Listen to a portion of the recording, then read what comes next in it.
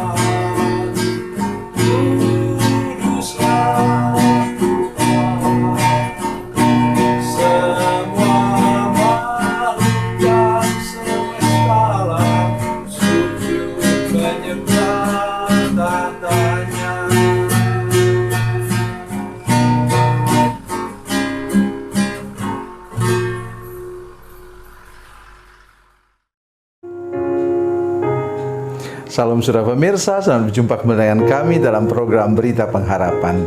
Saudara pemirsa, hari ini saya mengajak kita semua untuk mengerti tentang panggilan Tuhan. Kalau Tuhan memanggil kita, Ia punya maksud supaya melalui kita terjadi hal-hal luar biasa, mujizat, keajaiban untuk membawa orang datang kepada Yesus. Mari kita berdoa sebelumnya. Bapa, dalam nama Yesus, terima kasih banyak Tuhan. Kasih anugerah Tuhan Anda bersama-sama dengan kami sekarang. Kami percaya bahwa Tuhan juga hadir bersama dengan semua pemirsa, semua jemaat yang menyaksikan program ini. Terima kasih Bapa di surga. Terpujilah nama-Mu Tuhan. Mengucap syukur dan menyerahkan waktu ini ke dalam tangan-Mu dalam nama Yesus. Haleluya. Amin. Mari kita membaca firman Tuhan hari ini dari Perjanjian Baru. Perjanjian Baru Injil Yohanes pasal 15 ayat 16. Yohanes 15 ayat 16. Demikian bunyi firman Tuhan, "Bukan kamu yang memilih aku, tetapi akulah yang memilih kamu, dan aku telah menetapkan kamu supaya kamu pergi dan menghasilkan buah, dan buahmu itu tetap, supaya apa yang kamu minta kepada Bapa dalam namaku diberikannya kepadamu." Amin.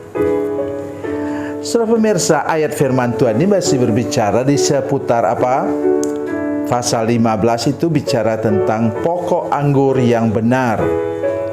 Yesus menyebut dirinya pokok anggur yang benar dan Bapakulah pemeliharanya. Jadi kalau dia bilang, "Bukan kamu yang memilih aku, tapi aku yang memilih kamu," artinya apa? Akulah yang mencangkokkan kamu. Karena bagian lain dari firman Tuhan mengatakan bahwa kita ini, saudara dan saya yang bukan orang Israel, adalah dicangkokkan kepada pohon itu, kepada Yesus Kristus, pokok anggur itu. Jadi memang bukan kita yang mencangkokkan diri kita, ranting-ranting atau apa yang mau dicangkokkan itu tidak mungkin mencangkokkan dirinya. Tentulah pemilik atau penjaga kebun itu, katakanlah jambu, yang biasa jambu dan bermacam-macam pohon buah-buahan lain, dialah yang mencangkokkan ranting itu atau dahan itu ke pohon. Saudara pemirsa, dari sini kita belajar satu hal, bahwa kita bisa bertumbuh, berakar lebih dalam, bertumbuh lebih tinggi, berbuah lebih lebat oleh karena kita dicangkokkan kepada Yesus.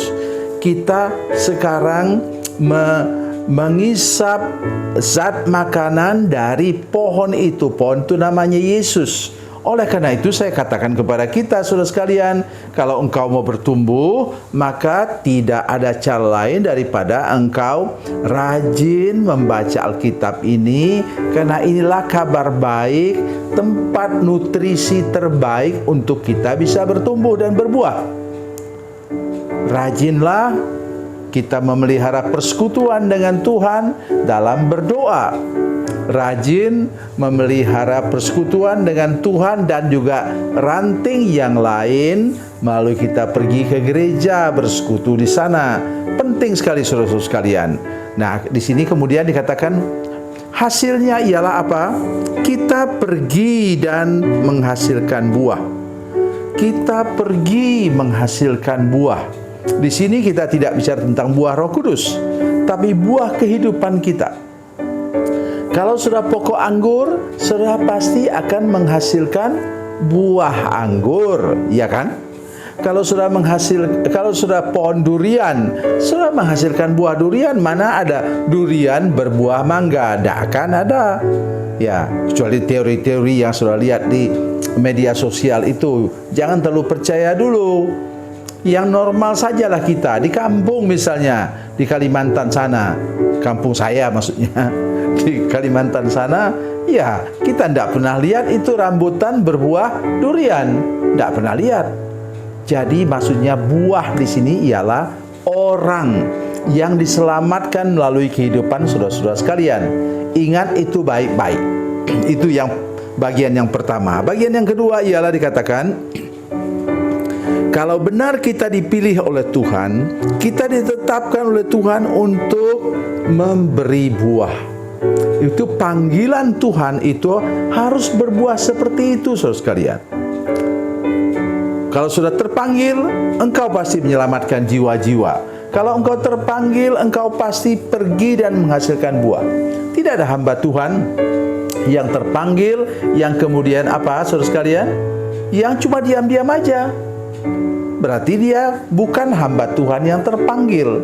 Kalau kita betul terpanggil, mendengar suara Tuhan, maka kita dengan berbagai risiko dan macam-macam masalah, kita pasti rajin bersaksi. Dan kesaksian yang paling indah ialah kesaksian hidup kita, wajah kita. Ya, gerak dan tingkah laku kita. Itu yang paling berbicara kepada orang lain. Mengapa orang tidak mau percaya kepada Yesus? Oleh karena orang melihat etika dan moral orang percaya, pola dan gaya hidup orang percaya, dan tutur kata tingkah lakunya tidak mencerminkan Yesus Kristus tadi yang tempat kita dicangkokkan. Jadi boleh jadi kita dicangkokkan pada pohon yang salah, bukan pada Yesus, tapi pada sesuatu yang lain, kepentingan-kepentingan yang lain. Nah, yang ketiga ini saudara sekalian yang sangat penting, yaitu apa? Supaya apa yang kamu minta kepada Bapa dalam namaku diberikannya kepadamu. Itulah sebabnya kita mengakhiri doa kita apa? Dalam nama Yesus kami berdoa dan bersyukur. Itu ungkapan kita, dalam nama Yesus, supaya semua yang kita minta tadi kita ucapkan dalam doa kita itu dimeteraikan, distempel dengan nama Yesus. Kalau kita menutup doa kita dalam nama Yesus, kita yakin bahwa doa kita dijawab oleh Tuhan. Tetapi sebaliknya juga, kita berani menyebut dalam nama Yesus apa yang kita doakan, kita juga harus menjaga rekam jejak kita, saudara sekalian. Pantas atau tidak kita menggunakan nama Yesus untuk hidup kita, untuk memeteraikan doa kita. Jadi harus sesuai, meterai doa kita sesuai dengan rekam jejak kita di belakang, bahwa kita hidup sesuai dengan kehendak Tuhan. Itu merupakan kata klise, tapi saya selalu menggunakan, mari kita berdoa dalam nama Yesus dan hidup kita mengikuti jejak langkah Yesus di belakang sana. Sekarang juga. Jadi kata firman Tuhan dalam 1 Petrus 2 ayat 21, hendaklah kita mengikuti jejak Yesus. Baru kita layak untuk memeteraikan doa kita dalam nama Yesus, dan kemudian apa saudara sekalian? Kita percaya doa kita dijawab oleh Tuhan. Tuhan Yesus memberkati, Tuhan Yesus baik. Mari kita berdoa. Bapa, dalam nama Yesus, terima kasih untuk firman Tuhan yang luar biasa yang baru kami dengar. Kami berdoa supaya semua pemirsa mau hidup dicangkokkan pada Tuhan Yesus Kristus, pada pokok anggur yang benar. Dengan demikian kami menghasilkan buah terbaik dalam hidup kami, membawa jiwa-jiwa kepadamu.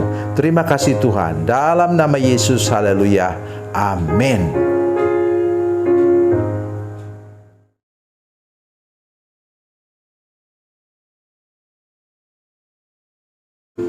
Salam saudara pemirsa, mengakhiri program ini saya mohon kepada saudara-saudara pemirsa sekalian untuk, bila saudara menyaksikan program ini melalui channel YouTube, maka tekan subscribe dan bunyikan lonceng.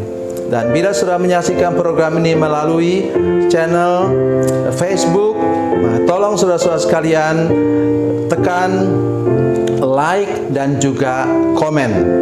Dan demikian pula bila sudah menyaksikan program Makanan Bergizi hari ini yang tertulis, maka tekan yang sama juga, tekan like dan tekan komen. Dan tolong saudara-saudara sekalian untuk membagikan program ini, share program ini di channel saudara-saudara sekalian, supaya lebih banyak lagi orang diberkati melalui program ini. Tuhan Yesus memberkati, Tuhan Yesus baik.